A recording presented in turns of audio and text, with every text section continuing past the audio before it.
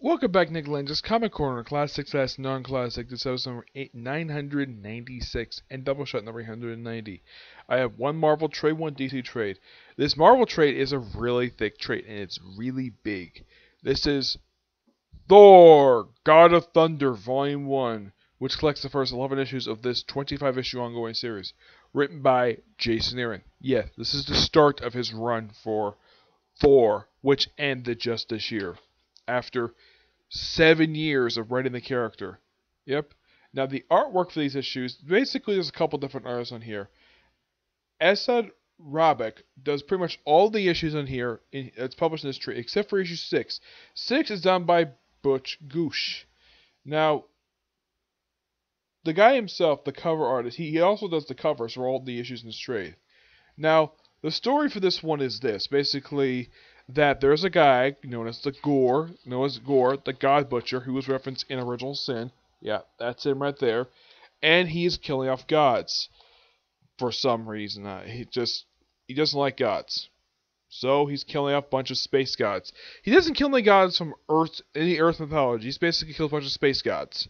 So, and this storyline we get introduced to a few different things that are still around to this very day.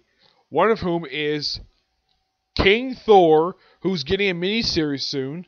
We also get the first appearance of, not exactly first appearance, basically return of young Thor. Yeah, young Thor has popped up several times over the course of Thor's comic history, but this is the first time that he's actually met present-day Thor, though this is all time travel, and basically Gore apparently goes to past, and apparently Gore is actually from King Thor's timeline. Now, he's been killing people like crazy. And he also has a bomb to kill a bunch of gods, which they defuse pretty quickly. It's not until about half of the story when the three Thors actually start meeting each other. First, it's present-day Thor meeting King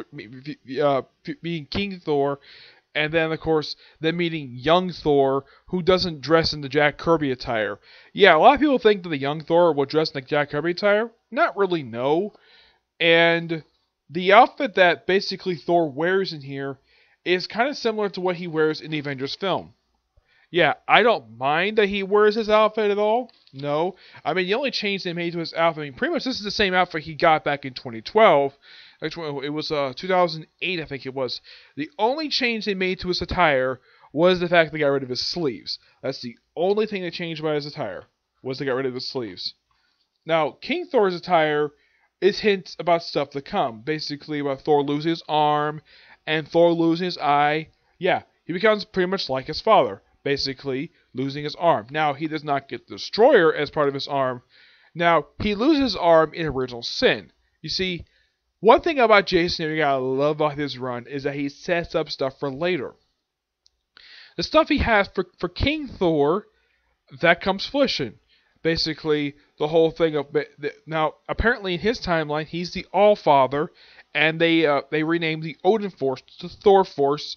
Oh yeah, and it's also revealed that he's a grandfather. He has these smoking hot 3 granddaughters, which the past Thor meets. And apparently the youngest one of them is like, man, am I attracted to a young version of our grandfather? It's kind of hilarious, but kind of creepy at the same time. Now, originally when this was coming out, I did not initially like the storyline very much because, well, my biggest problem with this is the fact that the story took 11 issues to tell. That's the only problem with this story, is that it pretty much, if you read this from beginning to end, it's one complete story, even though it was published in 2 different trades. First, it was basically, this is the combination of basically the first 2 trades for Thor God of Thunder trade series. The first one was basically Gore, the God Butcher, and then Volume 2 was the God Bomb. Yeah, the God Bomb myself only shows up for a couple issues. It doesn't really affect the whole story itself, but really good epic story. Give this book a 9.5 out of 10. Unlike the Volume 2 I gave 10 out of 10. This one is still really good. It's a good start. And good start for basically Jason Aaron's run that just ended recently. So, thanks to viewing this trade, I reviewed about 50% of his run. Yeah. As of right now, aside from this trade and the following volume, I have reviewed the Thor, which was the Thor Volume 4, which was only 8 issues, Thor, the 10th Realm, the Unworthy Thor, and the first two trades of the previous run for Thor, the previous volume for Thor, not the current volume, the previous volume. I'm going to get the next 3 volumes in soon. Yeah, to get my thoughts on that. And soon after that, hopefully I get a chance to do the last few trades that collect the current run. But I also need to review War of the Realms. I also include, basically, if you think about it, not only include the Thor issues, basically part of Jason Aaron's Thor, you can also include Worthy Thor. Yeah, I've also reviewed Thor's. Yeah, because it's written by Jason Aaron, and that basically plants seeds for stuff that happens in the stuff that happens in Secret Wars. But yeah, really good stuff, and this kind of comes to fruition at the end of his run. Basically, well, Thor lost his original sin as for his eye. That happened in the events of War of the Realms, though his eye patch is not black here, it's gold. And plus, he loses his hammer for a few years. Yep. Alright, moving on to the Pinslim trade that collects this era for Suicide Squad. Yeah, Suicide Squad. This is New Suicide Squad, Volume 3, Freedom. This collects issues 13 to 16 of New Suicide Squad, and the first issue of Suicide Squad Most Wanted, Deadshot, and Katana. Yeah, the 4-part storyline is this. This kind of is, in a way, the end of Shaw Ryan's, but I'm making my final thoughts of this run here. I'm going to do next run when I get the second come in. Yeah, this kind of guy's got a new lineup because Black Manta is off the team. Yeah, he got off the team after the previous arc. Yeah, the lineup basically for the storyline is this. Amanda Waller, yeah, she's actually in the field now.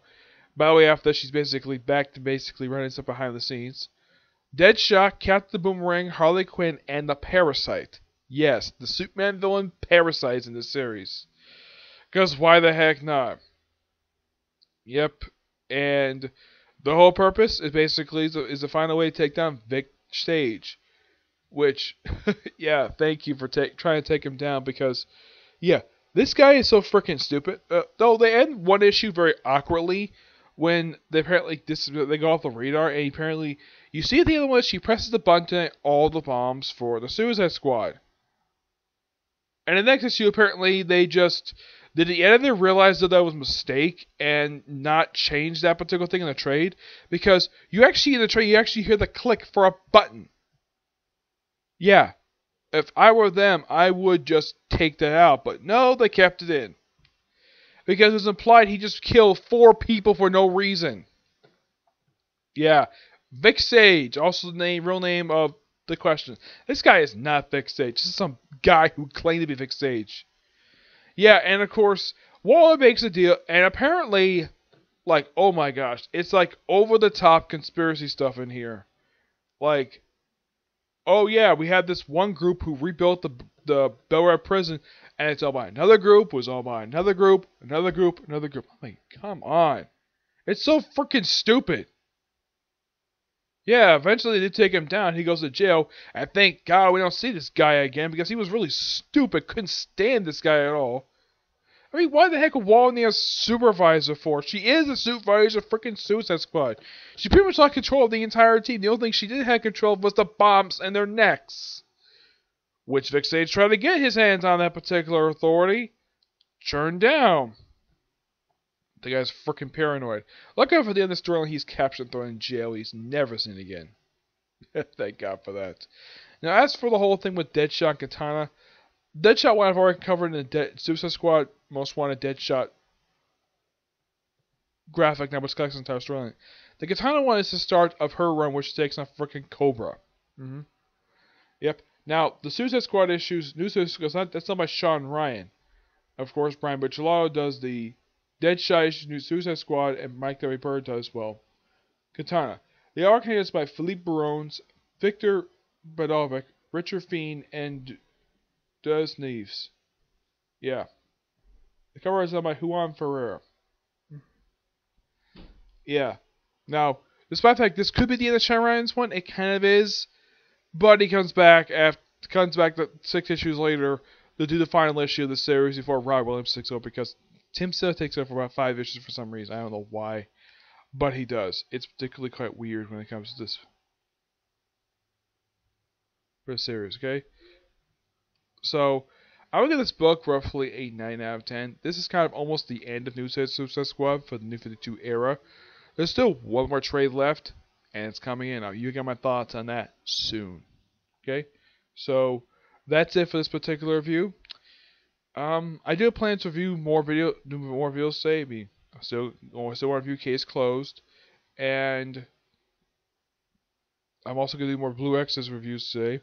Aside from that, that'd be pretty much it for today. Just Blue Exorcist and Case Closed, okay? But see you next video. Bye.